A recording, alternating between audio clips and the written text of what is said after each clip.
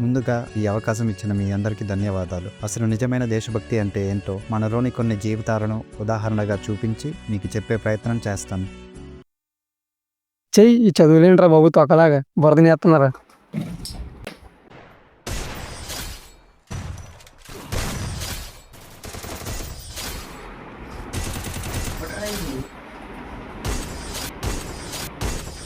రే తమ్ముడు, గెలిచేసాన్రా. 5 ఏళ్ళు మనం ఆపేవాడే లేడురా. మనం ఎంత ఖర్చు పెట్టామో అంతకి 10 ఇంతలు లాగాలరా. రూపాయి కూడా పోవడానికి వీల్లేదు. నువ్వు ఆ పని మీద ఉండి చెప్తాను. తాగుదాం, మందు తాగుదాం, ఊగుదాం.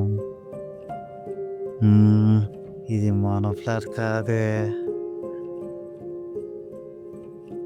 ఎక్కడుందో ఏంటో. దొరికింది. ఏ తలుపు తీయవే, నిన్నే తలుపు తీ. ఎన్నిసార్లు కొట్టవే తలుపు? డబ్బులు ఎక్కడ పెట్టావే? ఎందుకు? అయినా ఏ టైంకి ఇంటికి వచ్చావో ఎలా వచ్చావో తెలుస్తుందా నీకు? ఏ అదంతా కాదు, చెప్పు ఎక్కడ పెట్టావా? పాప ఏడుస్తుందండి, గొడవ చేయకండి. చెప్పు, అయినా నాకు తెలియదు అనుకుంటున్నావా? దొరికాయి. అవి పాపని హాస్పిటల్కి తీసుకెళ్ళడానికి దాచిన డబ్బులు. దయచేసి ఇవ్వండి, మీకు దండం పెడతాను. వెళ్ళొద్దండి.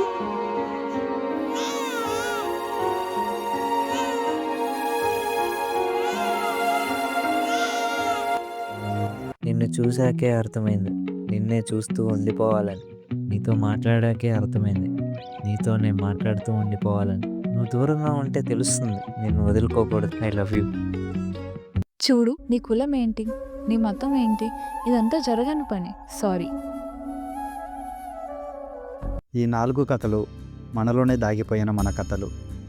ఇవి నిజమైన దేశభక్తి అంటే ఏంటో చెప్పటానికి నాకు కనిపించిన సమాధానాలు. ఇప్పటికీ మన దేశం అభివృద్ధి చెందుతున్న దేశంగానే ఎందుకు మిగిలిపోయింది? అంటే మన దేశభక్తి మన మాటల్లోనే మిగిలిపోయిందా? ఒకసారి ఆలోచించండి. నేను చెప్పాలనుకునేది ఏమిటంటే మనం చేయాల్సిన పనులు సక్రమంగా చేస్తే, ఎలాంటి భేదాలు లేకుండా ముందుకు వెళితే మనతో పాటు మన దేశాన్ని కూడా ముందుకు తెచ్చిన వాళ్ళం అవుతాం. ముందు చెప్పిన 4 కథల్లో మనం ఏం చేస్తున్నామో ఏం చేయట్లేదో తెలిసిపోతుంది. కాబట్టి దేశ ప్రగతిని పెంచడంలో మన వంతు పాలు పంచుకోవటం నిజమైన దేశభక్తి. అది కూడా ఎవరి పనులు వాళ్ళు తప్పకుండా చేస్తేనే సాధ్యమవుతుంది. మీ అందరికీ అర్థమైందని ఆశిస్తున్నాను. జై హింద్.